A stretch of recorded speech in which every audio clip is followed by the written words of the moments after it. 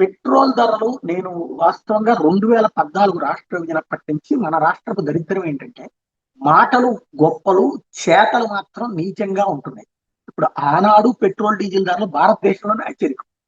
జగన్ దాన్ని బాదుడే బాదుడు బాదుడే బాదుడు అని ఉపన్యాసం ఇచ్చి తన అధికారంలోకి వచ్చి సేమ్ ఇంకో రూపాయి వేశాడు సెస్. అమరావతి సెస్ ఏమో చంద్రబాబు వేస్తే ఈయన రోడ్ల సెస్ అని వేశారు.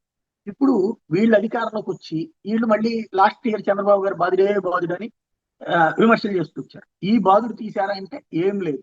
పెట్రోల్ డీజిల్ ఇవాళకి కూడా మన పక్కన ఉన్న తమిళనాడు, తెలంగాణ, ఒరిస్సా, ఛత్తీస్గఢ్, కర్ణాటక ఈ 5 రాష్ట్రాలతోనే కాదు దేశంలో ఎక్కడికి పోల్చినా అందరికంటే హైయెస్ట్ పెట్రోల్ ధరలు ఆంధ్రప్రదేశ్. ఆ రూ. 10 రూ. 20 తగ్గింది ఏదైనా ఉందంటే యాక్చువల్ గా వీళ్ళ లెక్క ప్రకారం ఇవాళ రూ. 130 ఉండాలి. రూ. 109.74 ఉంది.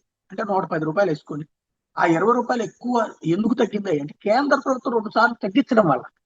అంతే తప్పించి వీళ్ళ వల్ల కాదు. ఇప్పుడు కేంద్ర ప్రభుత్వం అధికారికంగా మంత్రి సురేష్ గోపి తర్వాత సినిమా యాక్టర్ మలయాళం ఉన్నాడు కదా, ఆయన కదా ఇప్పుడు కేంద్ర మంత్రి, ఆయన చెప్పుకొచ్చిన లెక్క ఆంధ్రప్రదేశ్ లో అమరావతిలో లీటర్ ధర రూ. 109.74. కేరళలో రూ. 107.48 అంటే ఆయన సొంత రాష్ట్రం. తెలంగాణలో రూ. 107.46. దేశంలోనే అత్యధికం ఆంధ్రప్రదేశ్. తేల్చి చెప్పారు. అబ్బెబ్బే కాదు ఇవన్నీ అని ఎవరన్నా చెప్తే నవ్వుకుంటారు జనం.